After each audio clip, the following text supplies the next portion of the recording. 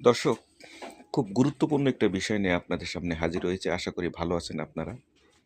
বিষয়টা হচ্ছে পত্রিকা, সংবাদ মাধ্যম।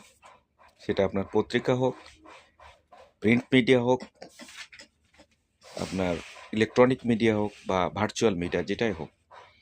এটা হচ্ছে মানুষের দর্পণ, আয়নার মতো। মানুষ নিয়ে কথা বলবে এবং স্বাধীনভাবে কথা বলবে এবং কারো তেলবাজি বা কারো তাবেদারি করবে না। এটাই আমরা চাই।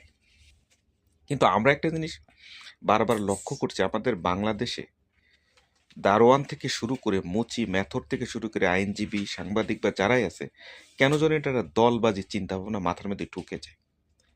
আমরা দেখতে পাচ্ছি যে এডিটর্সদের অর্থাৎ বিভিন্ন সাংবাদিকদের একটা সম্মেলন হয়েছে মাঝে।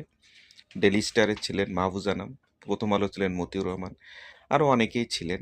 বিভিন্ন পত্রপত্রিকা সাংবাদিক ছিলেন, সম্পাদক ছিলেন। তার ভিতর দু একজন দেখছি বড় পত্রিকা প্রথম আলোর, ডেলি স্টারের বা আরও অনেকে আছে, কেন জানি না প্রধানমন্ত্রী হিসেবে তারেক রহমানকে তারা ঘোষণা দিয়ে দিতে পারলেই ভালো লাগে। অনেকে দিয়েই ফেলতেছে যে আগামীর প্রধানমন্ত্রী। আচ্ছা, তারা কিভাবে বলতেছে তারা আগামীর প্রধানমন্ত্রী? ভোট হলো না, কিছু হলো না, তাহলে কি তারা এই আরেকটা বাকশাল কায়েম করতে চাচ্ছে? নাকি আমলি কি শুধু বাকশাল, নাকি বিএনপিকে সামনে নিয়ে তারা একটি অগণতান্ত্রিক সরকার গঠন করতে চাচ্ছে? এত তেলবাজি মারার তো কোনো প্রয়োজন নেই। এই প্রথম আলো বারবারই তেল মারে, সুযোগ পাইলে তেল মারে, সুযোগ পেলে দালালি করে। শুধু তাই না, ডেলি স্টারও খানিকটা করে। এরকম অনেক পত্রিকা আছে। শুধু কি ডেলি স্টার আর প্রথম আলো পোড়ানো হয়েছে? এর আগে দৈনিক সংগ্রাম, নয়া দিগন্ত, এছাড়া আরও অনেক পত্র পত্রিকা, আরও অনেক ইলেকট্রনিক মিডিয়া পোড়াই দেওয়া হয়েছে। চ্যানেল ওয়ান পোড়ানো হয়েছিল। তাহলে তখন কেন কথা বলেনি এই প্রথম আলোরা, এই ডেলি স্টারে কথা বলেনি?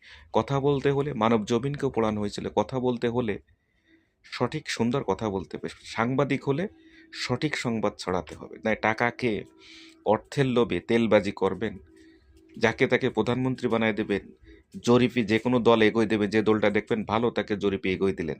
অথচ একসময় বিএনপি সম্পর্কে, তারেক রহমান সম্পর্কে যত কুকীর্তি, যত খারাপ সব আওয়ামী লীগের আমলে তুলে ধরেছিল, এই 111-এর সময় তুলে ধরেছিল এই প্রথম আলো, ডেইলি স্টার। কেন?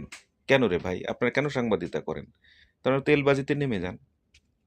শুধু তাই নয়, শেখ হাসিনা বাংলাদেশ আওয়ামী লীগের সভানেত্রী এবং শেখ হাসিনা বলেছিলেন যে প্রথম আলো দেশের শত্রু, জাতির শত্রু, সবার শত্রু। কেন বলেছিলেন জানেন?